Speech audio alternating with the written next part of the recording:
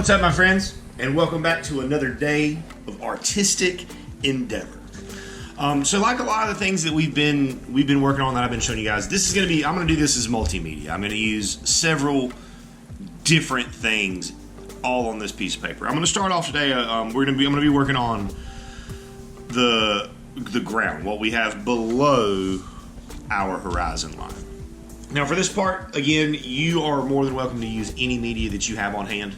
If you got something and you want to use it, use it. Don't let my example, what I'm using for this, stop you from exploring a media that you want to explore. But I'm going to be using oil pastels for the most part of this. Now, some things to keep in mind as we work. Number one, this is not planet Earth. So we are not bound by the rules and colors of nature. If you want to have bright red grass, make bright red grass. If you want to make purple and lime green trees, make purple and lime green trees. Because there's nothing to say that on this other planet that you've invented, things don't look that way. So you can use this as an opportunity to really break those rules about what we see and kind of create. And sometimes if you want to, I do it, but sometimes, maybe even come up with a story for why. Why are the trees purple? Why is the grass red? And just think about these things. Maybe even if you have a really good idea, maybe even write it down on the back of your paper.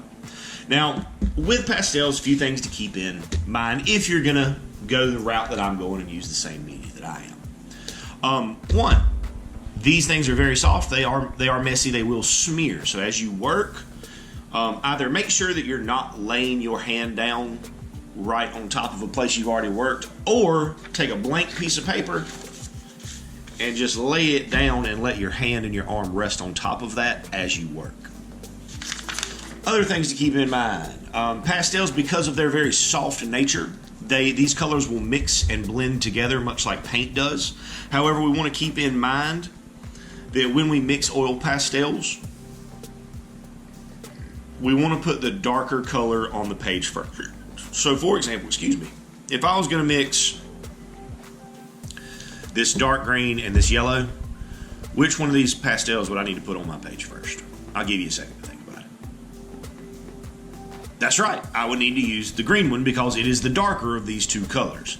Now, on the other hand, what if I'm going to take yellow and white? Which of these would need to be put on the page first?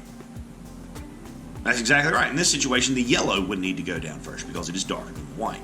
And then last thing to keep in mind as you work with pastels is that to get the best results with these, we don't want to use them the same way we use a crayon. With a crayon, we keep our hands still and we color back and forth. With a pastel, we need to work in this small kind of circular motion. That way we can make sure that we're getting good coverage across the page.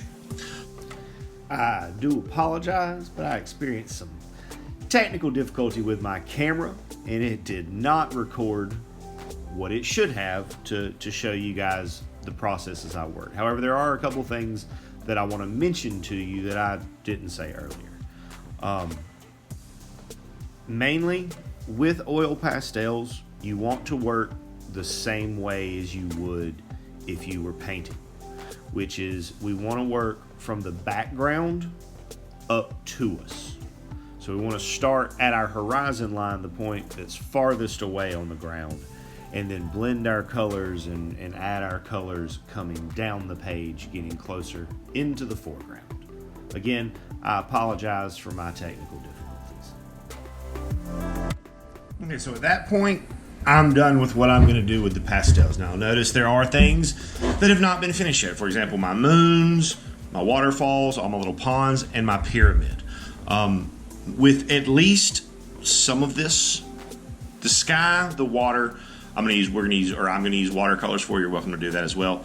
I have not quite yet decided what I'm going to do for the pyramid and the moon, so I will be thinking about that between now and when I make our next set of directions. Keep in mind, again, another reminder with the pastels, and you can see that this happened. Be careful about what you're doing with your hands. You can see that I've already dirtied up the sky of my paper, and that's mainly just for me being a little bit careless. But explore with this, guys. Explore these creative possibilities. What can we do to take something that we know that is familiar to us, that is recognizable, and change it to make it feel alien and otherworldly? Good luck to you with your color choices and your media work, my friends, and as always, happy arting.